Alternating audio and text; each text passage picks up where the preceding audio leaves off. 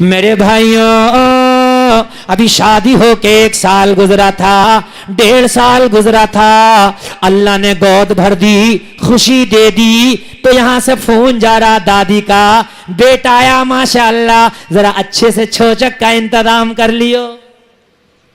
لے بھائی ابھی قرضہ نہ اترا تھا، اب چھوچک ہو گیا شروع، ہے نا؟ کہ وہ میں نے یہ سنا وہ پالنا بڑا اچھا چل رہا، مراد آباد میں دیکھا تھا، اب خبر جانے دو۔ اور جہیز میں سیف الماری بھی نہ آئی تھی، چھوچک میں لے لیو، 2 کھاٹیں بھی کم آئی تھیں۔ اب بیچارہ جو جہیز میں کم رہ گیا تھا وہ چھوچک میں 1 لاکھ پہ پانی چھوچک میں بھی پھر گیا۔ میں غلط تو نہیں کہہ رہا ہوں؟ 1 لاکھ کا میڈیم چھوچک بتا رہا ہوں میں، 5 لاکھ کے چھوچک جا رہے ہیں۔ ابھی عیدیاں تو بتائی نہیں ہیں، جو رشتے سے پہلے عیدیاں آتی ہیں وہ تو بتائی بھی نہیں ہے۔ کتنا مشکل کر لیا، چھوچک دے کے نہیں نپٹا تو فون پہنچ گیا دادی کا پھر ماموں کے پاس، للہ تیرے بھانجے کے دانت الٹے نکل رہے ہیں، بیلا دے جائیے۔ ہاں میرے بھائی اب دانت بھی الٹے نکل گئے تو غریب یہی سمجھے گا یہ بھی اسی کی خطا ہے۔ اب بیچارہ کم سے کم زیادہ نہیں 10-5 ہزار کے برتن خرید رہا، یہ بلیا، وہ پروا، وہ ڈبرا، یہ پتیلی، یہ وہ۔ اس کے بعد میں بیچارہ لے کے آیا تو کہہ رہی ہے لا رہا تھا تو کچھ بڑھے لیا تھا۔ سمجھ رہے ہیں ہم؟ اس غریب نے الٹے دانت کو سیدھا بھی کرا ہے، کرا کہ نہیں کرا؟ الٹے دانت کو سیدھا بھی کر دیا۔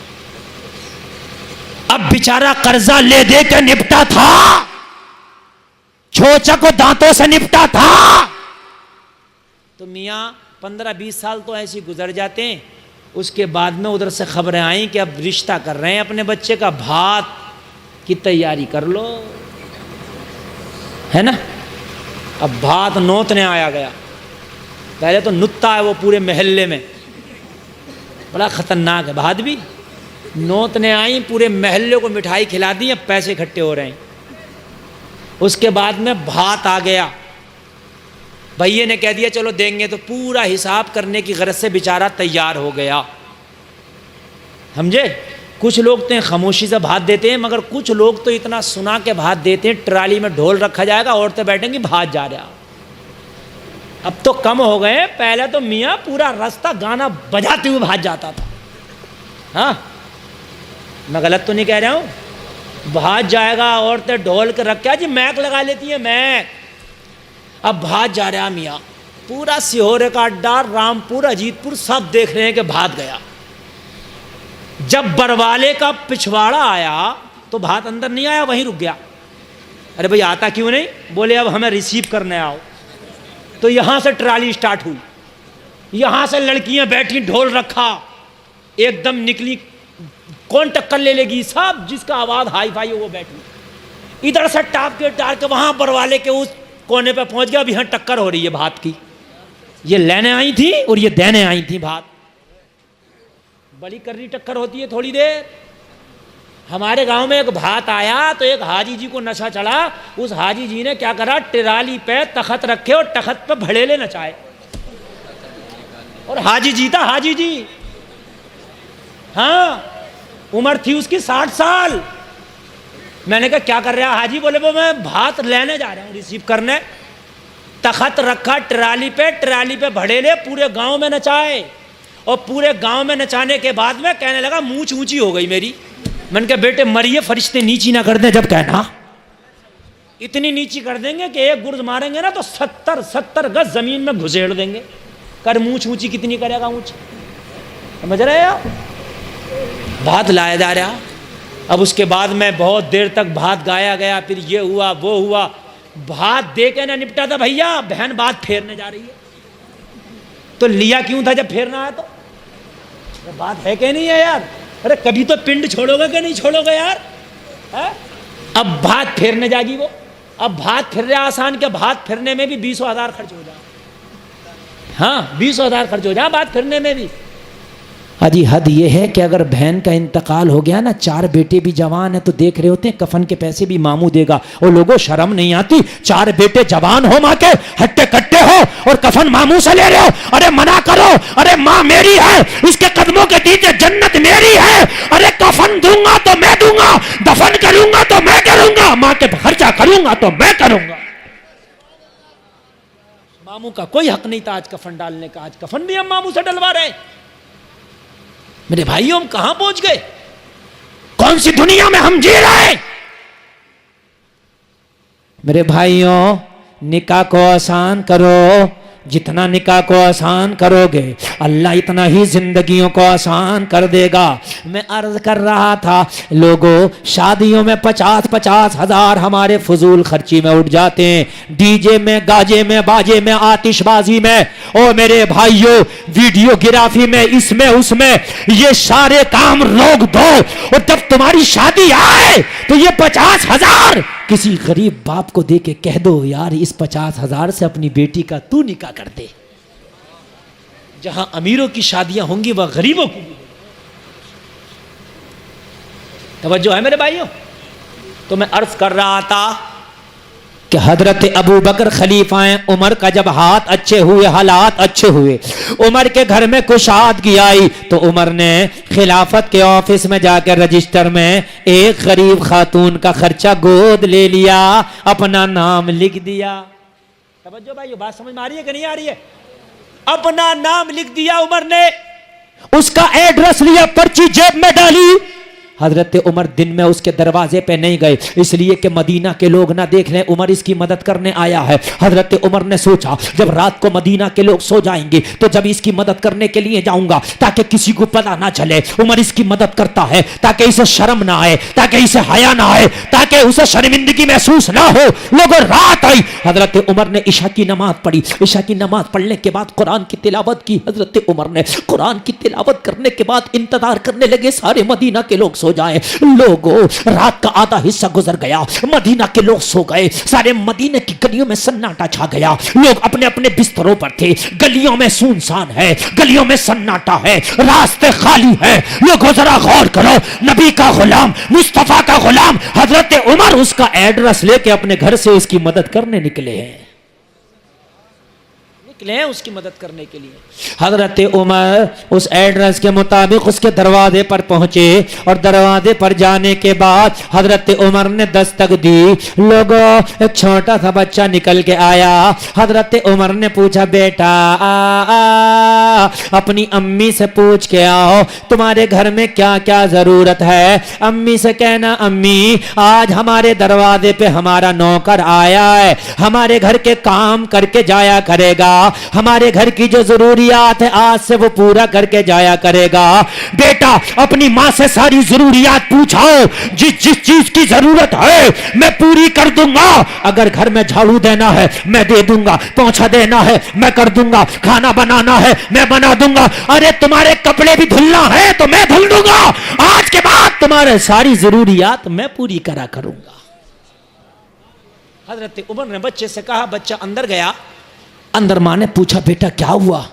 بچے نے کہا ماں کوئی آیا ہمارے دروازے پہ، اپنے آپ کو ہمارا نوکر بتاتا، گھر میں کام کرنا چاہتا ہے. ماں اگر اجازت ہو تو اسے اندر آنے کی اجازت دے دے. لوگوں ماں بھی سچی تھی، ماں بھی بڑی نیک تھی. ماں نے کہا بیٹا اس سے منع کر دو، اس سے کہہ دو کسی اور غریب کا گھر دیکھ لے. ہمارے گھر میں تو ایک نوکر پہلے سے ہی آتا ہے، وہ ہمارا کام کر کے چلا جاتا ہے، ہمیں دوسرے نوکر کی ضرورت نہیں ہے. اوپر والا کے سنی مسلمانوں ذرا دل کے کانوں سے سننا، اگر ایمان ہے تو رونگٹا کھڑا ہو جائے گا. لوگوں ذرا غور کرنا. بچہ دروازے پر آیا، حضرت عمر سے کہنے لگا چاچا کسی اور کا دروازہ دیکھ لو. میری ماں کا کہنا ہمارے گھر میں ایک نوکر آتا، ہمارا سارا کام کر کے چلا جاتا، پیسے بھی نہیں لیتا، اور اگر ضروریات کا کوئی سامان ہوتا ہے تو ساتھ میں لاتا، راشن بھی لا کے دیتا ہے، ہمیں دالیں بھی لا کے دیتا ہے، جو بھی لا کے دیتا، شیرہ بھی لا کے دیتا، کبھی تیوہار آتا ہے تو ہمارے لیے کپڑے بھی بنا کے دیتا ہے، بڑا اچھا ہے، ہماری روزانہ مدد کرتا ہے. حضرت عمر نے فرمایا بیٹا تمہارے گھر کوئی نہیں آتا ہوگا اس لیے کہ خلافت کے آفس میں جو رجسٹر لکھا ہے تمہارے نام کے آگے کسی امیر کا نام نہیں لکھا تھا، اسی لیے تو میں آیا ہوں.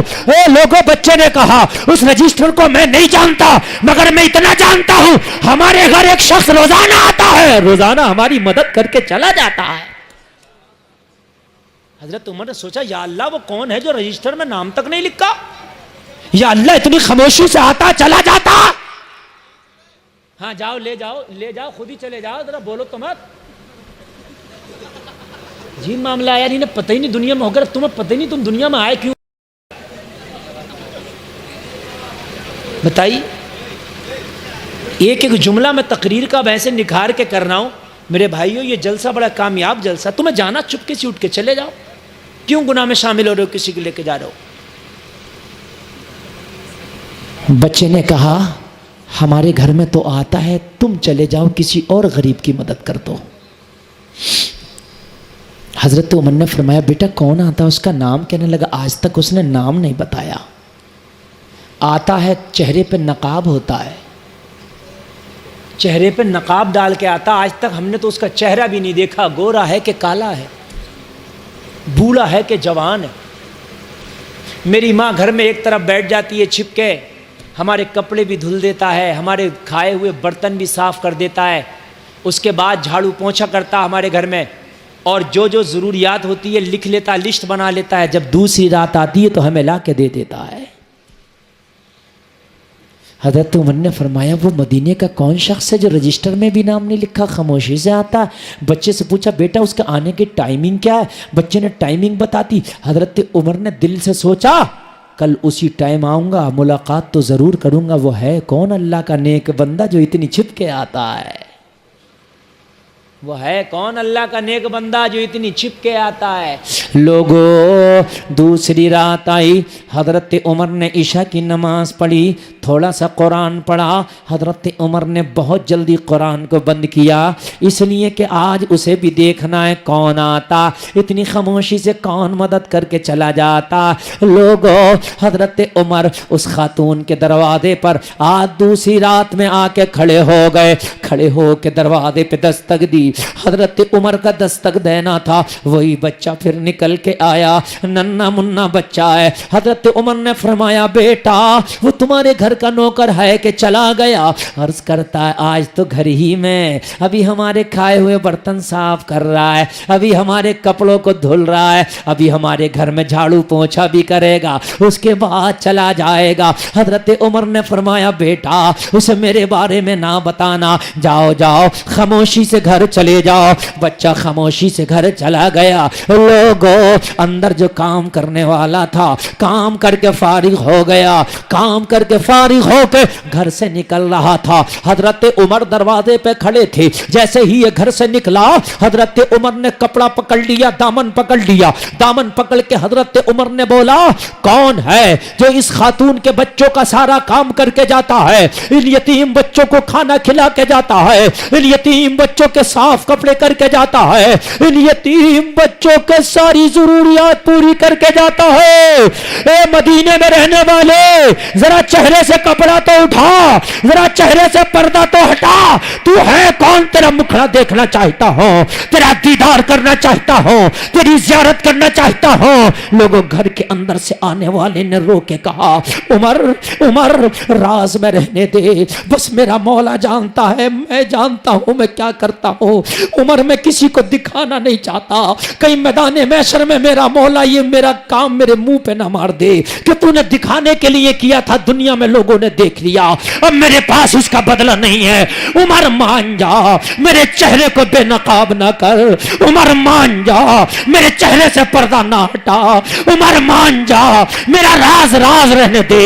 مگر حضرت عمر جیسا ضدی انسان, حضرت عمر نے فرمایا نہیں نہیں, آج چہرہ دکھانا ہوگا, آج چہرے سے کپڑا ہٹانا ہوگا, آج دیکھنا ہوگا مجھے کہ کون ہے. اللہ اللہ ذرا غور کرو. حضرت عمر ضد پکڑ گئے, حضرت عمر ضدی انسان ہے, دامن نہیں چھوڑا. لوگوں مچل جاؤ گے. حضرت عمر کے کہنے پر اندر سے آنے والے نے چہرے سے کپڑا ہٹایا. عمر کی آنکھیں پھٹی کی پھٹی رہ گئی, کوئی اور نہیں مسلمانوں کا خلیفہ امیر المومنین حضرت ابو بکر صدیق کھڑے ہیں. زور سے